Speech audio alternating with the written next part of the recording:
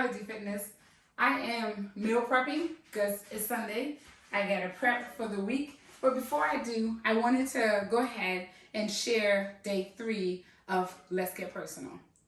So I am dedicating the month of October to sharing my experience with domestic violence, and also not just sharing my experience, sharing the lessons I learned from that relationship and a way forward. Not just in my healing journey, even though it's been years now, it's still a healing process, because at times, because you were in that situation, you question your decision making, you question your discernment, you question your ability to judge others, the character of others. Sometimes I still find myself questioning myself. So it makes me more on the reserve side, and I'm okay with that, because I just can't have those type of people in my life. My peace is just too important to me to fool with just anybody. Quick lesson learned, right? We're getting personal, so that's what we are. Now today I wanted to share how we got to the point where physical abuse was even a reality in a relationship, because most relationships don't start with physical abuse. It builds. Situations lead to that physical abuse. In my case, it was the verbal abuse, right? Verbal abuse begin, get into arguments, choice of words are not selective, right? Anything that came to his mind, he said it. He had zero cares. And listen, I had choice of words too, so I will never say that I just sat there and let him spew words at the mouth and I didn't have anything to say back. Oh yeah, trust and believe. I had many words to say and I said them. But that was that type of relationship. It was the environment of the relationship. It was volatile, it was hostile, it was madness. So anyways, I'm blessed that God brought me out of that. So we got into an argument one day. I don't remember when it was. I know at this point we were living together, so we moved into an apartment together, and this was before we got married. I came home from work. We were arguing before I even came home. I don't know if it was a telephone argument or we were arguing before. I don't know. So I get home, Negro changed the locks.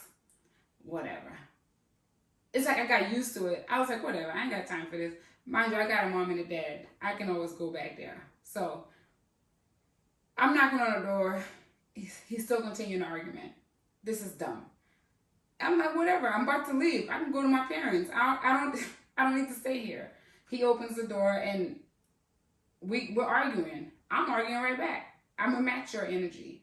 So we're arguing and he grabs me by the hair. Mind you, I had micro braids at that time. If you know what that is, those are very, very tiny braids. So he grabbed a handful of them.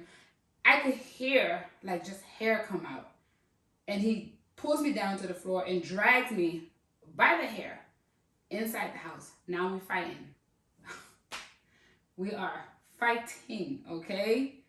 Man, I don't know where. Sometimes I look back and I'm like, I know God put in me a fighter spirit, and it was necessary for my survival. Like, I would not have survived that relationship if I didn't fight, and we always fought, okay? That's why I say I'm a fighter. I am a fighter. I get it. I'm going to fight whatever battle. If you bring it my way, I'm going to fight it. So that's why I'm very cautious. I move with caution, because I know the energy that is trapped inside of me and how certain people could bring it out. And he brought it out. So that same day, neighbors hear the tussling. They hear me screaming initially, because I screamed when he dragged me by the hair and dragged me inside the house. Neighbors call the police. Police come to the house. And we're both like, oh, nothing happened. I don't know what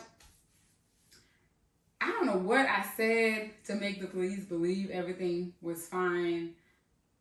I don't know, but what can they do? You have victim and abuser saying nothing happened, what can the police do at that point?